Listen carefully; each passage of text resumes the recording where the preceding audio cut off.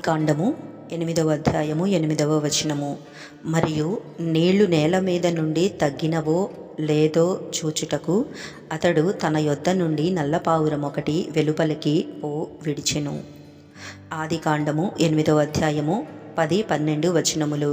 అతడు మరి 7 దినములు తాళి మరల ఆ నల్లపావురమును ఓడలో నుండి వెలుపలికి విడిచెను. అతడింకా మరి 7 దినములు తాళి ఆ పావురమును వెలుపలికి విడిచెను.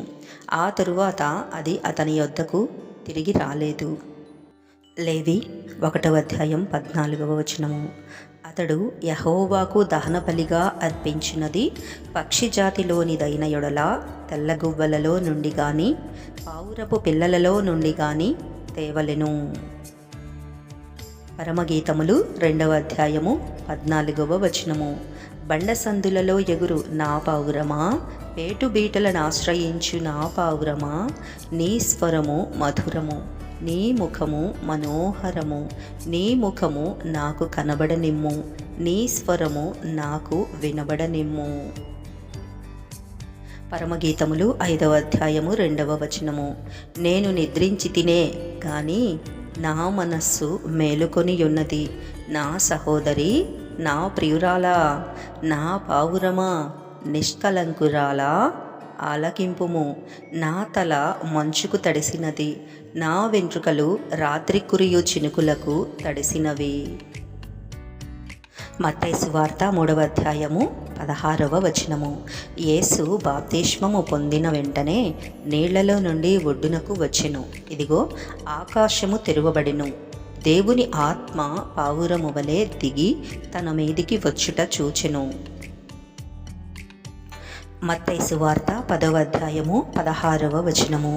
ఇదిగో తోడేళ్ల మధ్యకు గొర్రెలను పంపినట్టు నేను మిమ్మును పంపుచున్నాను గనుక పాము వలె వివేకులను, పావురము వలె నిష్కపటులునై యుండుడి. మార్కు సువార్త 1వ అధ్యాయము 10వ వచనము.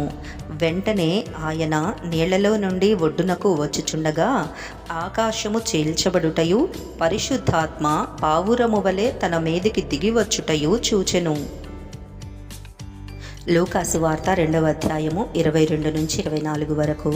మోషే ధర్మశాస్త్రము చొప్పున వారు తమ్మును శుద్ధి చేసుకొను దినములు గడచినప్పుడు ప్రతి తొలిచూలు మగపిల్ల ప్రభువుకు ప్రతిష్ఠ చేయబడవలెను అని ప్రభువు ధర్మశాస్త్రమందు వ్రాయబడినట్టు ఆయనను ప్రభువుకు ప్రతిష్ఠించుటకును ప్రభువు ధర్మశాస్త్రమందు చెప్పబడినట్టు గువ్వల జతనైనను 2 పావురపు పిల్లలనైనను బలిగా సమర్పించుటకును వారు ఆయనను యెరూషలేమునకు తీసుకుని పోయిరి. లూకా సువార్త 3వ అధ్యాయము 22వ వచనము. పరిశుద్ధాత్మ శరీరాకారముతో పావురము వలె ఆయన మీదకి దిగివచ్చును. అప్పుడు నీవు నా ప్రియ కుమారుడవు, నీయందు నేను ఆనందించుచున్నానని ఒక శబ్దము ఆకాశము నుండి వచ్చెను. యోహాను సువార్త 1వ అధ్యాయము 32వ వచనము. మరియు యోహాను సాక్ష్యమిచ్చుచు ఆత్మ పావురము వలె ఆకాశము నుండి దిగివచ్చుట చూచితిని.